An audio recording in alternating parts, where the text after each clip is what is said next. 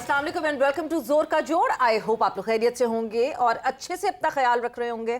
Another day another show and yes, इस वक्त जारी है the third test of Pakistan versus England, the first day जो कि अभी अभी जिसका इख्तिताम हुआ है।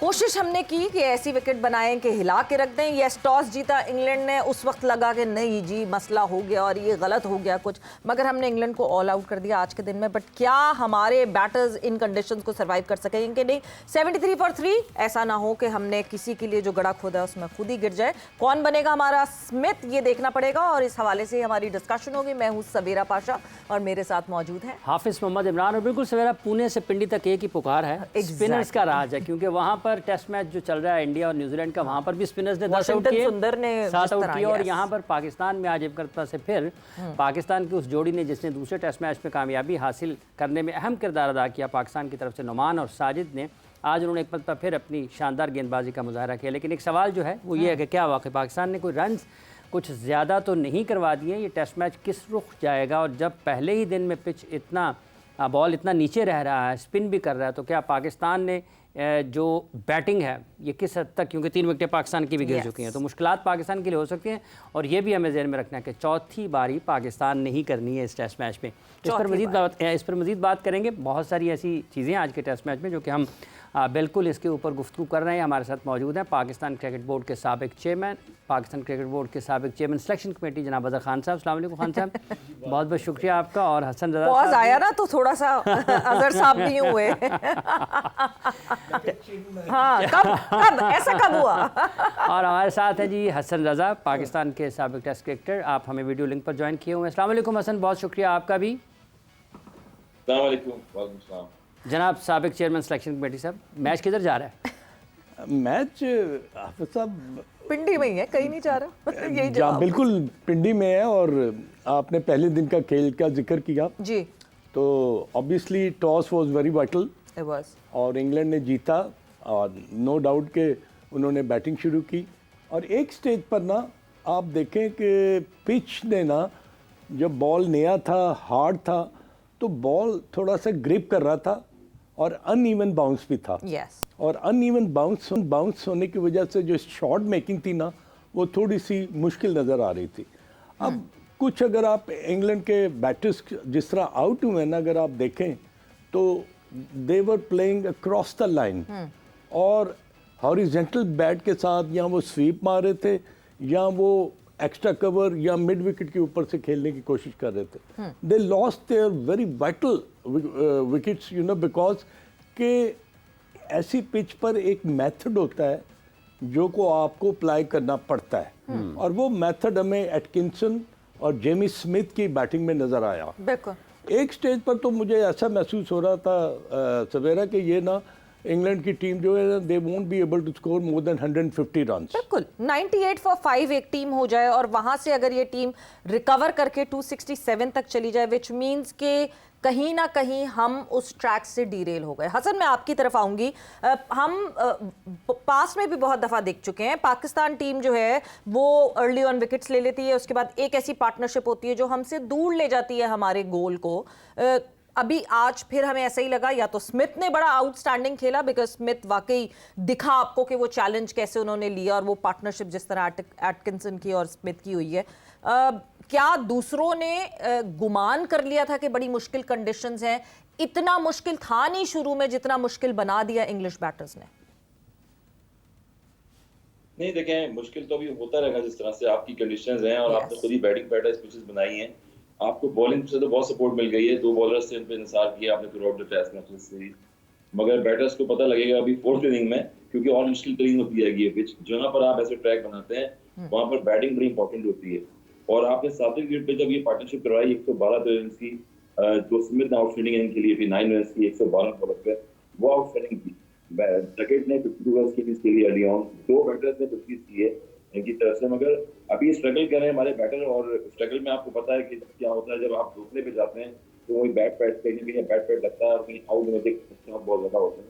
तो शान मतलब शकील खेल रहे हैं, बड़े मता तरीके से खेल रहे हैं, मगर अभी जो ग्रिप मुझे लग रहा है कि टेस्ट मैच में फर्स्ट डे आज और 262 टीम आउट हो गई इंग्लैंड की अगेंस्ट 74-5 पे जो है वो 3 आउट हो गए पाकिस्तान के, मगर पिच का जो बिहेवियर है वो रनिंग बहुत ज्यादा होता रहेगा मजीद, क्योंकि डेंजर जोन में भी पाकिस्तान टीम जाएगी आगे। और जब आप देखते हैं ऐसी कंडीशन होती हैं वहां पर, तो फोर्थ इनिंग जो है पाकिस्तान की होगी मेरे ख्याल में बड़ा मुश्किल साबित होगा बैटर्स के लिए कि बात को अचीव करना। अच्छा हसन, ये वाली जो एक पार्टनरशिप हुई है जेमी की और एटकिंसन की, आपको लगता है अगर मैच आगे जैसे बढ़ रहा है पाकिस्तान की तरफ इसका नतीजा नहीं आता तो ये सबसे अहम किरदार इसका रहेगा? बिल्कुल अहम किरदार रहेगा। और जिस तरह से देखें 7वें विकेट पे आपने जो है 113 रन की पार्टनरशिप लगाई है, और ऐसी पिचेस पे अगर आप 100 रन की 50 रन की पार्टनरशिप भी लगा दें तो यूजफुल होती है टीम के लिए। और ऑलरेडी जो है इंग्लैंड की अगर बैटर्स देखें आप, वो क्रॉस तो खेल रहे थे, मगर हमेशा जहां टर्निंग पिचेस होती हैं, जहां ब्रेक हो रहा होता है, साइद खान आउटस्टैंडिंग बॉलिंग कर रहे थे, वो आउटसाइड ऑप्शन भी बॉल कर रहे थे, नोमान ने बड़ी अच्छी बॉलिंग की है। मेरे ख्याल से कुछ डिस्कनेक्टिविटी कुछ हो गई है सिलसिला। साहब बिल्कुल यही बात कि अब जिस तरह हमने देखा है, जिस तरह जेमी स्मिथ की हम बात कर रहे हैं, वो ही एक पार्टनरशिप है जो अगर आप इंग्लैंड की इनिंग्स उठा के देखें तो दैट ओनली पार्टनरशिप जिसकी वजह से इंग्लैंड इस वक्त यहाँ पे खड़ा हुआ है। पाकिस्तान 3 विकेट्स डाउन ऑलरेडी, कल का दिन शुरू होगा, जाहिर सी बात है किस तरह पुट फॉरवर्ड करेंगे पाकिस्तानी बैटर्स। एक जेमी स्मिथ की ज़रूरत हमें भी पड़ने वाली है। जी बिल्कुल, जेमी स्मिथ ऐसे खिलाड़ी नज़र आए हैं, देखे उनको ना अपनी टीम में जगह बनाने के लिए ना बड़ी मेहनत करनी पड़ी। England had few very good wicket keeper and batters, मगर जेमी स्मिथ ने जिस तरह अपनी जगह बनाई है और जिस तरह वो बैटिंग करते हैं ना, उनका माइंडसेट सवेरा बड़ा पॉजिटिव है। और मैंने जितनी भी उनकी इनिंग देखी है ना, उसमें एक मेथड, एक बड़ी पॉजिटिविटी, और एक उनको ये पता है कि मैंने किस बॉलर को कितनी रिस्पेक्ट और किस वक्त देनी है। अगर उन्होंने ये सोचा हुआ है कि मैंने स्पिनर्स के ऊपर अपना फुटवर्क जो है ना उसका इस्तेमाल करना है, तो they don't hesitate to come down to the pitch and play over the bowlers head. अच्छा, एक और बात ये है कि जब डिफेंस उन्होंने किया है ना, तो उनके डिफेंस में आर्टिकुलेसी थी, एलिगेंस थी। He was looking very very positive, ball को बिल्कुल मिडल में ले रहे थे, और जो स्पिन बॉल कर रहा था ना उसको भी बहुत अच्छा हैंडल कर रहे थे। तो आई थिंक वो पार्टनरशिप 105 रन की है ना, that is going to hurt Pakistan a lot. वो पार्टनरशिप 105 रन की। अच्छा हसन, जब ये हम इस पार्टनरशिप की बात करते हैं, क्या तब्दीली रही? चूंकि उससे पहले तो पाकिस्तान विकेटें ले रहा था, इस जगह पर कहाँ गलती रही कि वो एक दोनों लंबा खेल गए? देखिए ऑब्वियसली आपने अभी अगर आप देखें तो कामरान गुलाम 3 बोल्ड हुए, और लो बाउंस पिचेस पे हमेशा आपको ये नहीं जरूरी कि आप सारे बॉलर से अपने जनरल बॉलर से बॉलिंग करवाएं, आपको पार्ट टाइम बॉलर से बॉलिंग करानी पड़ती है। और अगर पार्ट टाइम भी नहीं है तो जनरल बॉलर आपके पास आमिर जमाल फास्ट बॉलर थे, उनको आपने ट्राई नहीं किया है, और यूजफुल बॉलर है सलमान अली आगा थ्रो ऑलराउंडर टीम में खेल रहे हैं। आप कभी ना कभी जब ऐसी पार्टनरशिप में लगती हैं तो नॉन रेगुलर जो बॉलर्स होते हैं उनको लेके आते हैं, वो ब्रेक थ्रू देते हैं। और जो ट्रम्प कार्ड होता है वो अक्सर ऐसे ही साबित होता है कि उसमें जब ऐसे बॉलर्स आ जाए, सूर शकील जैसे बॉलर्स हैं, वो भी बॉलिंग करते रहे बीच में। तो पास में हमने देखा है बड़ी बड़ी पार्टनरशिप में ब्रेक थ्रू के लिए जो है वो जो नॉन रेगुलर बॉलर है वो भी आगे बॉल कर सकते हैं। तो मेरे ख्याल में फास्ट बॉलर आपने जो है as a captain Shan Masood ने वो यूटिलाइज नहीं किया, और हमेशा जो है वो चेंज ऑफ पेस करनी चाहिए, कैप्टनसी में वेरिएशन करनी चाहिए आपको। और 105 रन की आपने पार्टनरशिप कराई, तो मेरे ख्याल में ये आने वाले दिनों में जब टेस्ट मैच चलता रहेगा उसमें बड़ी महंगी साबित होगी थ्रू आउट पाकिस्तान को भी। बिल्कुल, ये पार्टनरशिप बिल्कुल महंगी साबित होगी। कहीं ना कहीं अभी भी ये लगता है कि Shan Masood is still learning, क्योंकि हम ये बात पता नहीं, ऐसा लगता है कि हम पहले बाबर के लिए बात करते थे, मगर अब शान भी किसी मोमेंट पे ऐसा दिखता है जैसे ब्रेन फेड मोमेंट आ जाता है। थोड़ी देर बाद जो है शान को समझ नहीं आ रही होती कि कहाँ क्या प्लेसमेंट करनी है, क्या फील्ड प्लेसमेंट होनी है, क्या बॉलिंग चेंजेस होनी है। जिस तरह हसन ने कहा है, ऐसी सिचुएशन में जहां पार्टनरशिप कोई ब्रेक नहीं कर पा रहा होता, क्यों नहीं हम अपने पार्ट टाइमर्स को अप्लाई करते हैं? ये जो आपने बात की है ना, इसमें इतनी हकीकत है कि जब मैं मैच देख रहा था ना, तो बड़ी देर के बाद, जबकि 90s में आ गए थे जेमी स्मिथ ना, तो इन्होंने, क्योंकि जेमी स्मिथ जो था ना वो पिच ऑफ द बॉल पर आ रहा था और सामने खेल रहा था, तो इन्होंने एक लॉन्ग ऑफ रखी, और लॉन्ग ऑफ के साथ एक और फील्डर जो था ना वो बिल्कुल करीब उसके कर लिया, क्योंकि उनकी जो शॉट्स थी ना, आप देखेंगे 2 दफ़ा, एक दफ़ा तो बहुत ही ब्रिलियंट किस्म का ट्राई किया कैच, और उसके बाद एक कैच जो था south Shakeel, he could have taken that catch, जो कि बाउंड्री से बहुत आगे थे और उनको ये नहीं ख्याल था कि बाउंड्री के पीछे अगर मैं स्टार्ट लेकर आऊँगा तो I could be able to take that catch easily. अच्छा, अब अगर आप देखें कि जब वो फील्डर वहाँ पर लिया ना, तो इसका मतलब है कि बॉलर्स ने और आपके सीनियर प्लेयर्स ने बैठकर ये चीज़ डिस्कस की कि एक फील्डर और की ज़रूरत है, क्योंकि जेमी स्मिथ सामने मार रहे हैं। जब जेमी स्मिथ को ये पता चल गया कि अब 2 फील्डर लॉन्ग ऑफ और लॉन्ग ऑफ के साथ एक फील्डर आ गया, तो उन्होंने ना अक्रॉस द लाइन मारने की कोशिश की। बिल्कुल, और आप देखें कि वो जो खड़ी हो गई और वो आउट हो गए। मतलब तो इससे ये जाहिद होता है के साथ इतना लेट प्लान किया, Exactly. ने प्लान किया जेमी स्मिथ की विकेट को, वो दिखा के कैप्टन की प्लानिंग और बॉलर की प्लानिंग साथ थी, बट वो इतना लेट था कि ऐसा लगा जैसे चिड़िया चुग गई खेत। बिल्कुल ऐसा आपने बिल्कुल ठीक कहा है। इसीलिए कि ऐसे मौकों पर आपको या तो प्रोएक्टिव होना पड़ता है। प्रोएक्टिव होने के लिए ना कुछ decisions out of the box करने पड़ते हैं। बिल्कुल करने पड़ते तो उसमें अभी फुकदान है, अभी हम देख रहे हैं। अच्छा, उसमें फुकदान है खान साहब, लेकिन हसन, जब हम सपोर्ट स्टाफ की बात करते हैं तो अगर कप्तान कहीं बर वक्त फैसला नहीं कर पा रहा या ताख़ीर उससे हो रही है और उसके जहन में चीज़ नहीं आ रही, बाहर तो 4-5-6 लोग बैठे हुए हैं ना, वो कोई ना कोई पैगाम रसानी भी तो हो सकती है। पैगाम भेजा जा सकता है कि आप फास्ट बॉलर की तरफ आ जाएं, फ्लाम बॉलर की तरफ आ जाएं, फील्ड प्लेस कर लें, क्योंकि जेमी स्मिथ को अगर पहली टेस्ट मैच में देखा गया तो उनको तो वहाँ से नज़र आ जाना चाहिए था कि ये किस तरह से बैटिंग कर सकते हैं। देखिए, ऑन द फील्ड तो ये कैप्टन होता है और सारी कमांड उसके पास होती है जब भी आप सेशन बाय सेशन खेल रहे होते हैं। अब अगर आप मिसाल देखें कि जाहिद को मुसलसल बॉलिंग करवाया जाए, ऑलमोस्ट 50 रन से ऊपर उन्होंने दिए, 1 विकेट हासिल करी, मगर उस टाइम पे बनता नहीं था जाहिद का बॉलिंग देना, क्योंकि कैप्टनसी में आप मुसलसल उनको चांस दिया जा रहा है कि आप बॉलिंग करें और वहां पर रन रुकने थे आपने। एटलीस्ट अगर ये रन रुकते आप तो 160-70 रन पे टीम आउट हो जाती इंग्लैंड की। और ये जो डिफरेंस है वो नजर आ गया कि जाहिद बहुत फ्लाइट से कर रहे थे, लूपी बॉल दे रहे थे। और on the field Shan Masood पे प्रेशर तो बहुत ज्यादा है। आपको पता है कि टेस्ट मैचेस में देखना है, आपके 4 साल बाद 1 टेस्ट मैचेस जीते हैं थ्रू मुल्तान में और 1 सीरीज बराबर हुई है अभी। और कैप्टनसी को इतना तो पता होना चाहिए कि मैंने कौन सा बॉलर किस टाइम पे चेंज करना है। 5 मेंटोर आपने रखे हैं पाकिस्तान टीम के साथ। मेंटोर्स जो हैं वो टी ब्रेक में जाते हैं, वो डिस्कशन कर सकते हैं 15 मिनट के ब्रेक में, वहां जाके लंच में ब्रेक होता है और वहां पर डिस्कशन कर सकते हैं। मगर गेम प्लान जो है जब आप ऑन द फील्ड आते हैं तो वहां पर शान मसूद को एज ए कैप्टन सारी चीजें यूटिलाइज करनी चाहिए। अभी आप देखेंगे जब सैम अयूब खेलने के लिए आते बैटिंग में तो 2 लेग स्टंप पे फील्डर लिए हुए थे और लीज से थ्रो टांग पे बॉल करवा रहे थे और वहां पर अपिस लगा है और वो क्लोज 45 पे कैच आउट हुए। तो स्ट्रेटजी अपनाने के लिए आपको कोई रिएक्शन देने पड़ते हैं और वो डिसीजन जब अच्छा हो जाता है तो टीम के लिए साबित होता है। बिल्कुल, डिसीजन जैसे वाकई साइम के ऊपर स्टडी कर आए हुए थे, साइम को रीड कर आए हुए थे कि साइम की क्या शॉर्टफॉल्स हैं और क्या रेगुलरिटी में साइम गलती करता है आउट होने के लिए। हमारे पास एनालिस्ट भी हैं, हमारे पास डेटा भी आता है, हमारे पास स्टैटिस्टिशियंस भी बैठे हुए हैं, ये सब है ड्रेसिंग रूम में। उस तरह की प्लानिंग, उस तरह का वो होमवर्क प्लेयर्स के ऊपर क्यों नहीं होता हुआ दिखता कि नहीं जी उसको ट्रैप करना है, फील्ड से ट्रैप करना है, उसको बॉलिंग इस तरह डालनी है उस एरिया में जहाँ पे वो ट्रैप हो जाए। सवेरा जो खेल बाहर हो रही होती है ना, उसको एग्जीक्यूट करने के लिए ना आपको प्लान जो है वो अंदर करना पड़ता है। आपका कैप्टन जो है ना, why a captain is being called a captain, because वो जो 11 खिलाड़ी है ना उनसे वो बेहतर सोचने की एहलियत रखता है, अहेड होगा एग्जैक्टली उसके डिसीजन जो होते हैं वो उसके पास इतना टाइम नहीं होता कि he kept on discussing each and everything with rest of the players. उसको डिसीजन खुद लेने पड़ते हैं, that's why is the captain. अब हाफिज साहब, अच्छा खान साहब, इसी कप्तान की बात करें तो ये तो यहाँ पर हम एक DRS ठीक नहीं ले पाते हैं। वो कप्तान बहुत परेशान हालत में उधर देख रहा होता है, वो उधर देख रहा होता है, वो खिलाड़ी एक दूसरे को देख रहे होते हैं।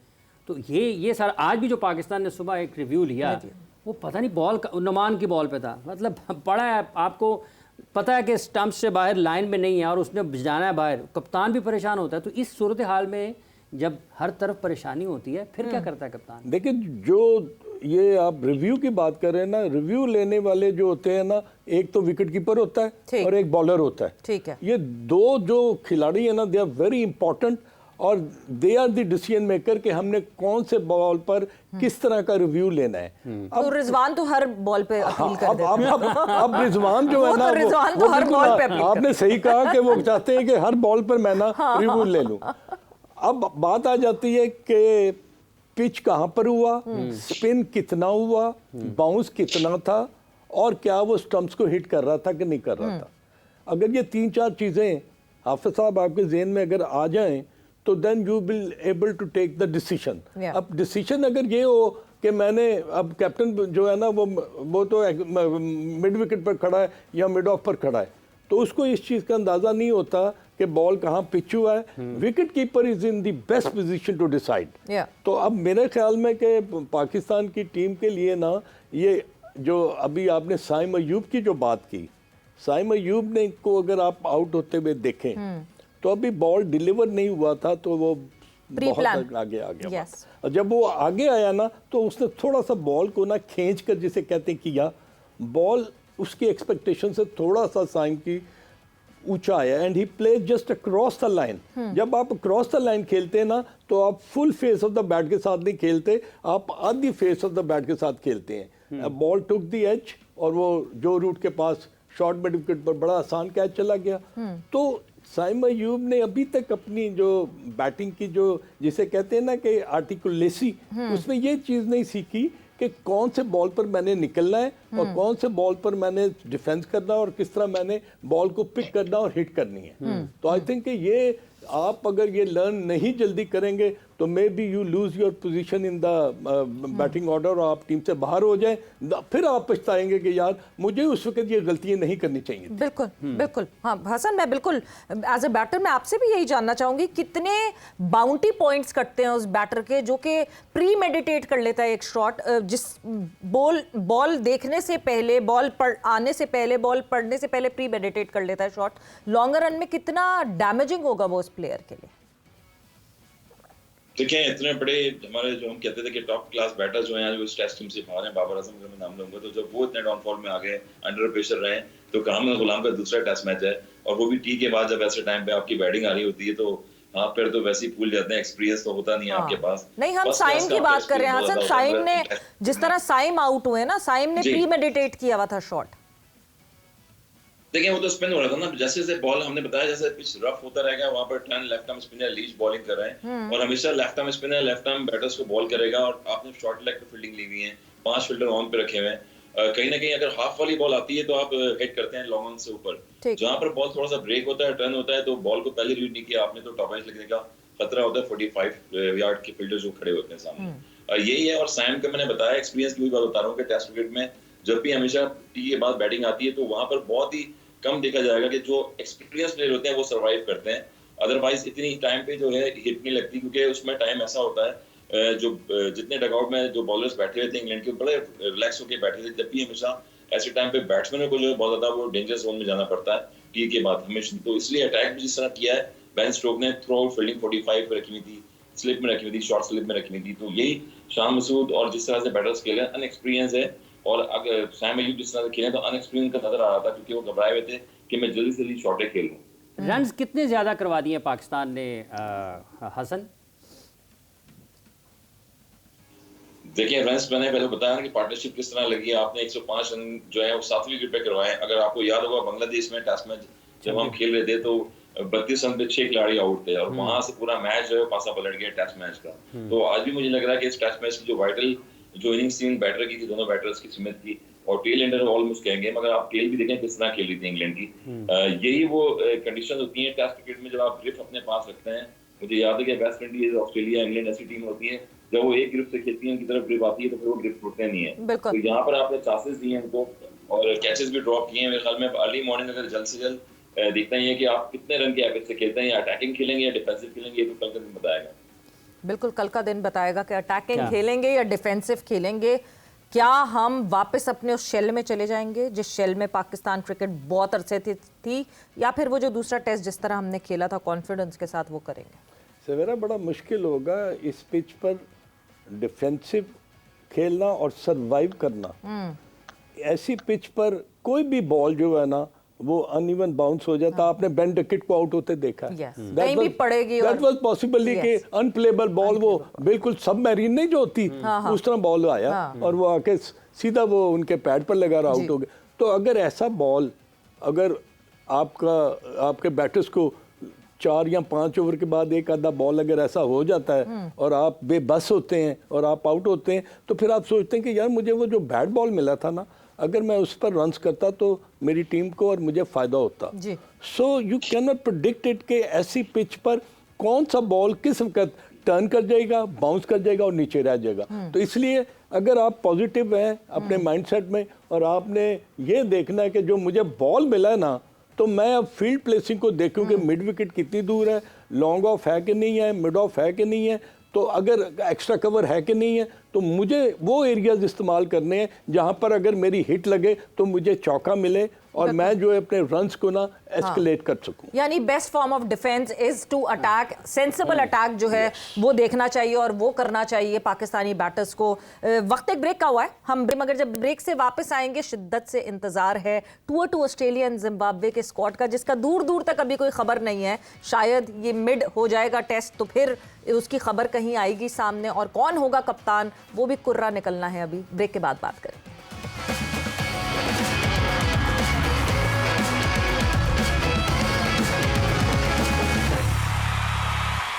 जोर का जोड़ में आपको एक मरतबा फिर खुशामदीद कह रहे हैं। पाकिस्तान का वाइट बॉल का स्क्वाड भी अनाउंस होना है, और वो सिर्फ वही अनाउंस नहीं होना है, पाकिस्तान का तो भी कप्तान का भी ऐलान होना है कि होगा कौन कप्तान, उस पर भी अभी बात करें। लेकिन एक सवाल छोटा सा खान साहब, ये जो अभी टेस्ट मैच का जिक्र है, जैसे अभी हसन ने कहा कि हम बांग्लादेश के खिलाफ 26 पर 6 थे, 32 पर 6, उन्होंने कहा 26 पर भी 6 थे पाकिस्तान के, तो पाकिस्तान के हाथ से मैच निकला। आपको लगता है कि इस टेस्ट मैच में भी वही सूरत हाल बन सकती है? और क्या पाकिस्तान ने अगर अपनी मैदानों पर अपनी स्ट्रेंथ के ऊपर ये स्पिन पिचेस बनाई हैं तो कोई गलत किया है? देखिए आफिफ साहब, बात ये है कि अगर आपने स्पिनिंग ट्रैक बनाया है तो फिर आपको तो उस पर खेलना भी आना चाहिए ना। और खेलने के लिए आपको जो है वो माइंडसेट आपका बड़ा पॉजिटिव हो कि यार अगर मुझे कोई गेंद पड़ गया तो जितने मैं रन कर सकता हूँ उतने तो मैं करूँ। अगर आप इसमें डिफेंस में भी आउट हो रहे हैं, हिट मार के भी आप आउट हो रहे हैं, तो फिर ये ब्लेम आप किसको देंगे? इसका मतलब है कि टॉस तो it could be anybody's game. अगर इंग्लैंड जीता है तो इंग्लैंड ने अगर 260 रन कर लिए हैं तो उससे ये नहीं है कि पाकिस्तान बिल्कुल अपने हाथ जो है वो गिरा दे कि नहीं जी अब 260 तो हम नहीं कर सकते, तो इसके लिए ये है कि अब कितने रन हम कर लेंगे। No, 70 for 3। इट मीन्स कि पाकिस्तान की टीम के लिए ये पार्टनरशिप साउथ शकील की और जान मसूद की बहुत इंपॉर्टेंट है। और आने वाला जो कल है उसमें ये होगा कि अगर कोई भी गेंद ऐसा पड़ गया जो कि नीचे रह गया या ज़्यादा टर्न हो गया, आप फॉरवर्ड के लिए और आप स्लिप में कैच हो गए, तो उसका क्या होगा? उससे होगा प्रेशर बिल्ड करता जाएगा, देन रिजवान इज कमिंग। और अगर खुदा ना खास्ता अगर 2 विकेटें जल्दी गिर जाती हैं तो you won't be able to make even 150 160। यानी हमारे पास कोई जेमी स्मिथ नहीं है। हमारे पास जेमी स्मिथ नहीं है। और एटकिंसन 105 की जो पार्टनरशिप है उसमें 39 रन उसका कंट्रीब्यूशन था। और उसने जिस तरह बैटिंग की है credit, although he scored a century ना टेस्ट मैच है उसकी। तो मगर मैं ये लॉर्ड्स में की थी उन्होंने। तो मैं ये समझता हूँ कि जितना भी रन्स पाकिस्तान के बैटर्स ऐड करेंगे ना उतना इनके लिए बेहतर। अभी तो ऐड किया, अभी तो 194 रन उतारेंगे और उसके बाद फिर वो लीड चढ़ाने वाला सिलसिला होगा। हसन, जहां अभी अजहर साहब ने ये बात की है कि ठीक है जी स्पिन ट्रैक बनाए हैं तो स्पिन ट्रैक खेलने भी आने चाहिए, बट हम तो कोई चीज ही नहीं खेल पा रहे ना। सिर्फ वो उन कंडीशंस में हमारे बैटर्स परफॉर्म कर रहे हैं जो बैटिंग फ्रेंडली पिचेस हैं। बेचारे बॉलर्स उस वक्त जो हैं वो उनकी कारकर्दगी खराब होती चली गई बिकॉज उनके लिए कोई सपोर्ट नहीं था पिचेस पे। अब जब ऐसी पिचेस बनी है जिस पे आपको बॉलर्स आउटशाइन करते हुए दिख रहे हैं तो हमारे पास बैटर्स नहीं है। वैसे देखिए एक चीज तो मुझे हैरानगी होती है कि पाकिस्तान में वो चीजें जो है ना वो नुमाया की जाती हैं, दुनिया में कहीं नहीं होती हैं। एक मुझे याद है शेखुपुरा टेस्ट में जहाँ पर वसीम भाई और सुकनैन भाई की पार्टनरशिप लगी थी 250 रन और वहाँ पर जो है अंगीठियां रख के जो है पिच को ड्राई किया जा रहा था और पिच को ड्राई किया जा रहा था। आज मैंने देखा तो यहाँ किसी ने सजेशन दी कि पंखे लगा के पिच को ड्राई किया जा रहा है मजीद इस टेस्ट मैचेस की सीरीज को जीतने के लिए। तो कुछ ऐसी ऐसी चीजें जो है वो मेंशन होकर आती हैं कि क्रिकेट से बालोतर होती हैं चीजें। ये चीजें देखें, अगर आप बैटिंग पिचेस बना रहे हैं तो आप बैटिंग पिचेस पे भी नहीं खेल पाएंगे तो दुनिया में कहाँ खेलेंगे फिर आप? आपने ऑस्ट्रेलिया जाना है, आपने न्यूजीलैंड जाना है, आप न्यूजीलैंड गए थे पास में, इंग्लैंड सीरीज में गए थे, वहां पर क्या करके आए, वहां कंडीशंस देखें डिफरेंट होती हैं। हमें हर कंडीशंस को सूटेबल रखना चाहिए और हर कंडीशंस में खेलना चाहिए। और अगर स्पिन पे आपने ट्रैक बनाया ये दो का तो यहाँ पर मेरे ख्याल में पार्टनरशिप लगनी चाहिए 2-3 बैटर्स की। और आने वाले बैट्समैन आप देख लेंगे रिजवान है और रिजवान वो डिफेंसिव तो खेलते नहीं है, वो अटैकिंग खेलते हैं। जब भी ऐसी पिचेस पे आप शॉर्ट मारने जाएंगे, अटैकिंग खेले तो वहाँ उठने में खतरा तो होगा बिल्कुल। तो यही प्रॉब्लम है कि अभी तक हम बहुत ज्यादा डिफेंसिव जा रहे हैं इस पिच पे। अगेन आगे देखेंगे सेशन रिजवान कहाँ खेलते हैं attacking? Gone are the days जो रिजवान अटैकिंग खेलते थे। हसन, हमें तो सदियां हो गई उस रिजवान को देखे हुए जो अटैकिंग क्रिकेट खेलते थे।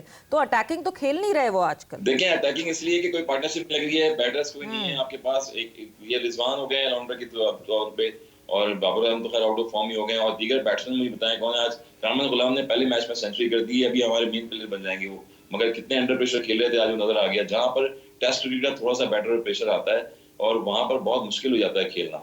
और अब मैंने पहले ही बताया कि इस टेस्ट मैच में 4th इनिंग पाकिस्तान की आनी है। अभी 194 रन अगर आपने करने भी है, उसके बाद अपनी लीड चलानी है, तो इतनी आसानी से इंग्लैंड ये टेस्ट मैच तो नहीं देता आपको। आपके 3 बॉलर्स जो है उन्होंने लेग स्पिनर भी खिलाया, राम खान को भी, और थ्रू आउट लीच भी अच्छी बॉलिंग कर रहे हैं, बशीर खान जो है वो भी अच्छी बॉलिंग कर रहे हैं। तो पाकिस्तान को कल का सेशन बड़ा इंपॉर्टेंट होगा लंच तक, और खेलना पड़ेगा, स्ट्राइक रोटेट करनी पड़ेगी, तो जब जाके मैच में वापस आएंगे। अच्छा हसन, हमसे तो नहीं खेला जा रहा, लेकिन इंग्लैंड से तो भी नहीं खेला जा रहा। उनके भी जो रूट हो गए, जैक क्रॉली हो गए, बेन स्टोक्स हो गए, वो भी तो आउट हो रहे हैं, वो भी तो लगा रहे हैं सीधा पिछले मैचेस में आउटस्टैंडिंग इन्होंने इनिंग्स के लिए जो रूट्स, जैसे प्लेयर आप देखें कि वो गर्मी में मुल्तान में जितना टेम्परेचर था, यहाँ इस्लामाबाद पिंडी में नहीं है इतना टेम्परेचर, मगर फिर भी उन्होंने जिस तरह से अटैच मैच खेला है वो आउटस्टैंडिंग खेला। और गुरे हर फॉर्मेट में खेलने के यूज्ड टू होते हैं। अब वही मैं बता रहा हूँ कि अगर पाकिस्तानी पिचेस पे पाकिस्तानी बैटर्स, ओपनर्स हमारे जो है वो नहीं खेलेंगे, डबल सेंचुरी नहीं करेंगे, सेंचुरी नहीं करेंगे, तो फिर अल्लाह हाफिज है कि बैटिंग में कौन रन्स करेगा आगे। फिर मेन बैटर जो था आपको आपने उसको बाल बटा दिया है। अब कामरान गुलाम से एक्सपेक्ट कर रहे हैं आप, आमिर जमाल से एक्सपेक्ट करेंगे कि शायद वो सेंचुरी कर दे नीचे से आगे। वैसे अजहर साहब, हमारा ट्रस्ट इतना शैटर हो गया है पाकिस्तान टीम को लेकर कि अभी अगर हम जनरली एक नॉर्मल सिचुएशन में देखें, ठीक है 73 for 3 है, एम्पल इनफ टाइम, अच्छे खासे बैटर्स हमारे पास हैं पीछे, बट क्योंकि जो पास्ट रिकॉर्ड रहा है, हमारा ट्रस्ट इतना शैटर हो गया है कि हमें ऐसा लग रहा है कि पाकिस्तान लीड बड़ी मुश्किल से चढ़ा पाए।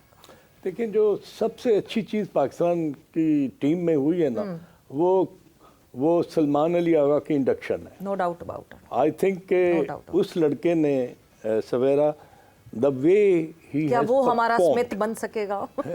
मैं यही बात अभी स्पिन को अच्छा भी खेलता है। ये देखें कि एक तो वो बड़ा सिंगल माइंडेड होके ना अपनी बैटिंग करते हैं। No doubt, he knows what he is doing.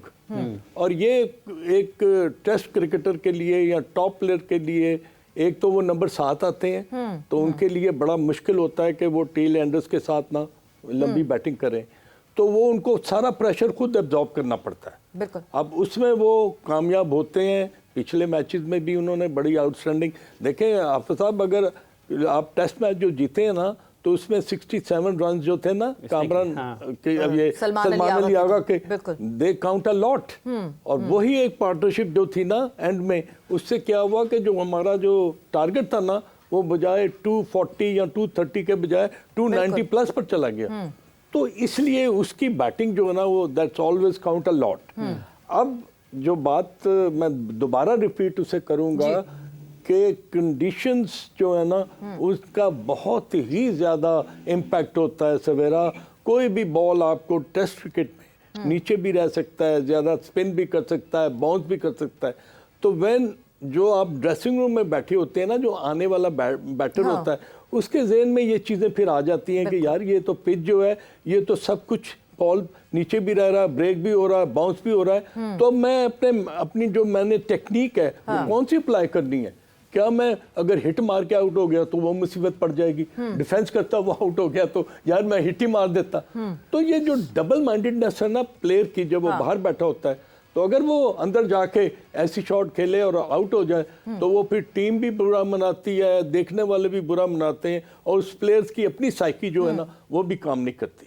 वैसे अजहर साहब ने सलमान अली आगा की बात की, और हम क्योंकि कप्तान ढूंढने की बात, कैन सलमान अली आगा भी a good option for shorter format, no controversies attach? देखें सवेरा, कैप्टन जो है ना, उसको एक बहुत ही जबरदस्त किस्म का ना परफॉर्मर होना पड़ता है। नो डाउट कि सलमान अली आगा में ये एबिलिटी हमें नजर आई। नंबर 1, उसकी पर्सनैलिटी ऐसी होनी चाहिए कि वो ना एक सॉफ्ट जो कहते हैं ना एटीट्यूड, वो नजर नहीं आना चाहिए। उसको बदमाशी भी आनी चाहिए, बिल्कुल, उसको दबके भी मारने आने चाहिए, उसको प्यार और मोहब्बत भी करना आना चाहिए। मगर ये जो चीज़ है ना, मुझे अभी सलमान अली आगा में वो नजर नहीं आती। क्योंकि उसके लिए आप अगर वसीम अकरम को लें या आप जावेद मियांदाद को लें, वो जो कैप्टन थे ना, तो वो बदमाशी भी दिखाते थे, वो प्लेयर्स को आंखें भी निकालते। जावेद मियांदाद भी दिखाते थे जी, बिल्कुल दिखाते थे।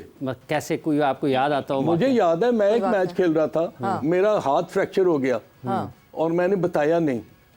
तो जब मैंने एक्सरे करवाया तो उसमें जब हेयरलाइन फ्रैक्चर निकला, तो मैं टीम में था। वी वर प्लेइंग इन बागाजना against railways, Habib bank versus railways. तो हाफिज साहब, he said, I know that you are having a problem, तुम क्योंकि बॉल फील्ड नहीं अच्छी तरह कर रहे थे, बॉल को तुम पूरी तरह ग्रैब नहीं कर रहे। Now it is up to you to perform and win our game. और उसी मैच में मैंने अल्हम्दुलिल्लाह 44 किए, और रेलवेज के आपको पता बॉलिंग कितनी तगड़ी होती थी, तो हम वो मैच जीते। और मेरे हाथ का जो हाल था ना, उसके बाद I did not play for 3 weeks hairline fracture की वजह से। पता लग गया जावेद ये साहब पता था कि उसने मुझे कहा है कि now it is up to you. मैंने ये नहीं बहाना सुना कि तुम्हारा हाथ फ्रैक्चर था या हेयरलाइन था या ये था, तुम्हारी बारी आई है, तूने मैच जिताना है। बिल्कुल। तो that's how it should be. अच्छा हसन, आपका क्या ख्याल है, जो कप्तानी की बात हो रही है, मोहम्मद रिजवान को पाकिस्तान क्रिकेट बोर्ड बासानी कप्तान बना सकता है, बना देना चाहिए, या फिर किसी और तरफ भी सोचना चाहिए, या फिर कोई ऑप्शन ही नहीं है, रास्ता कोई नहीं है? और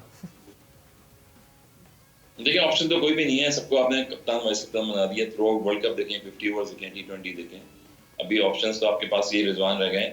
और पाकिस्तान में तो देखें, कैप्टनसी जो है बड़ी इंपॉर्टेंट रोल अदा करती है। उसमें आपको 10 प्लेयर को रोटेशन में लाना पड़ता है। सेल्फ कॉन्फिडेंस, आपका इंडिविजुअली परफॉर्मेंस क्या है, वो बड़ी इंपॉर्टेंट होती है। फिर डिसीजन मेकिंग जो है बड़े इंपॉर्टेंट होते हैं वहाँ पर।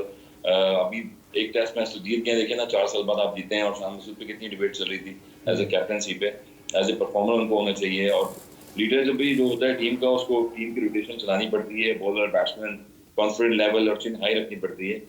मेरे ख्याल में रिजवान जो है वाइस कैप्टन, अभी जो कैप्टन है वाइट बॉल के बन सकते हैं वो। अदरवाइज टेस्ट टीम के तो शान कर रहे हैं कैप्टनसी। चैंपियंस ट्रॉफी आ रही है आगे, और बहुत सारी क्रिकेट है आगे पाकिस्तान की, तो मेरे ख्याल में चीजें चेंज होती रहेंगी, मुझे लग रहा है जिस तरह से पास में होती रही है।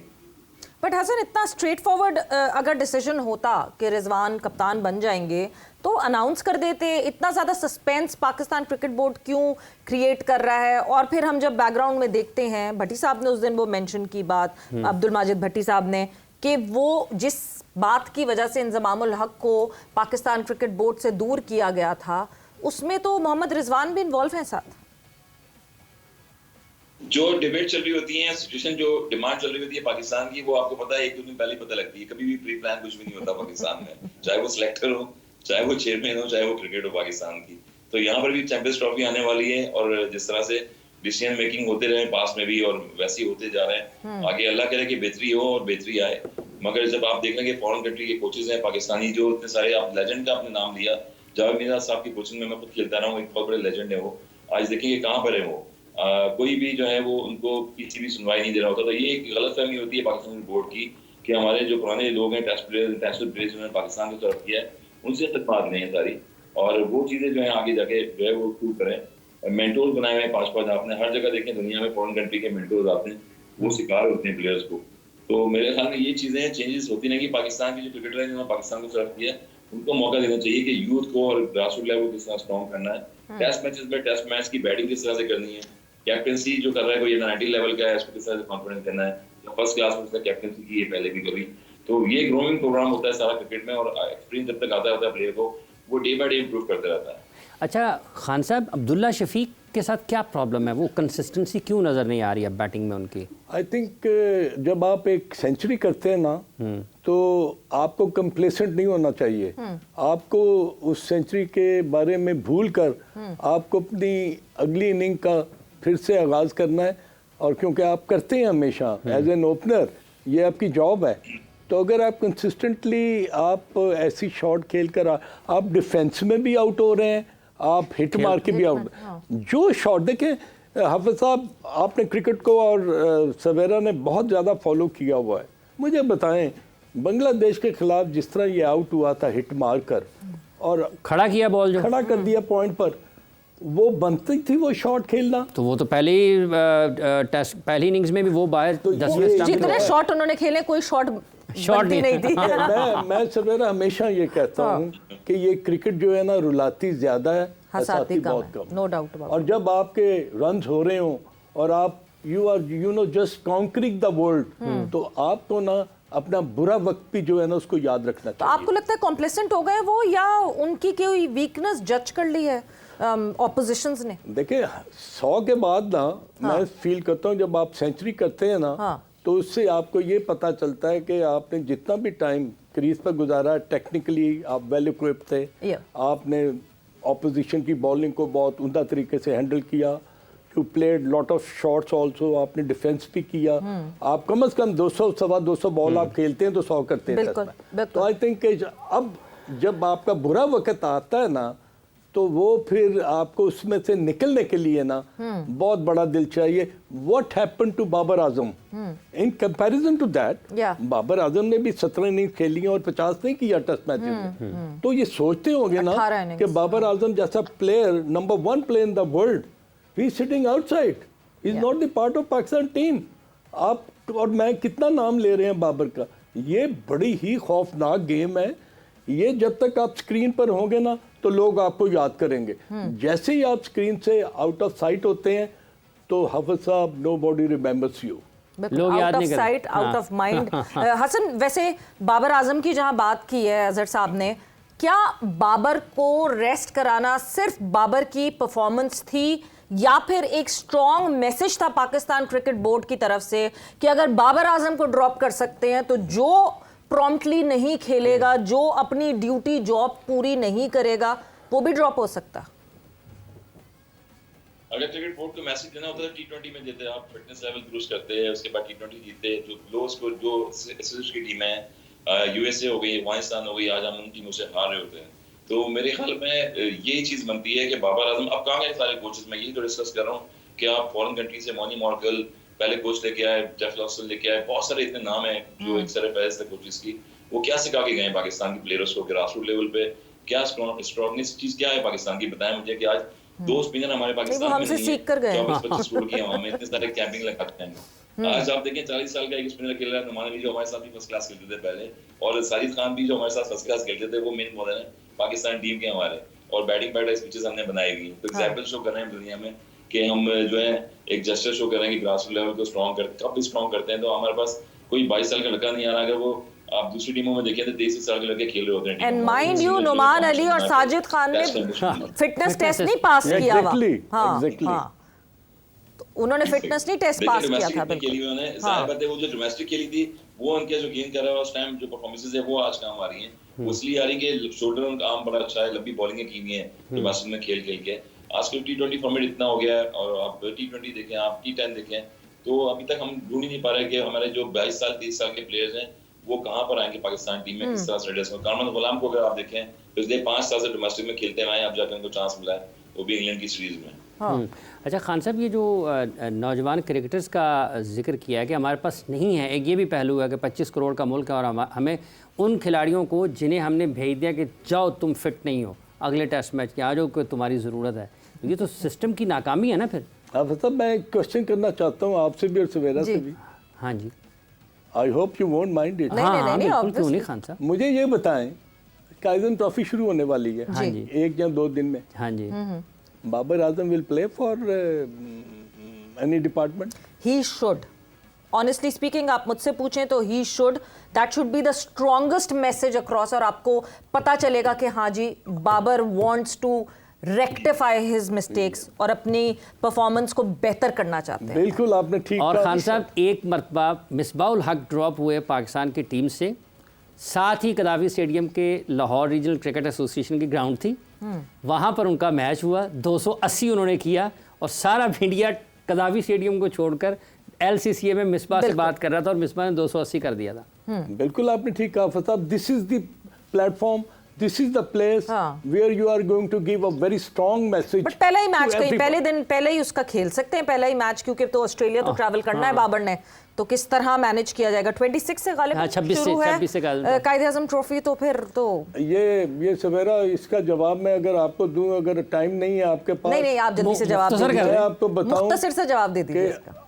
मरहूम अब्दुल कादर, अल्लाह ताला उसको जन्नत नसीब करवे, करवट, वो टेस्ट मैच खेल रहे थे पिंडी में, फैसलाबाद में, शाम को ख़त्म हुआ, रात को वो वापस आए कोई 9-10 बजे, 11 बजे उन्होंने नाइट कोच उस जमाने में चलती थी, वो उन्होंने उस पर उन्होंने ट्रैवल किया।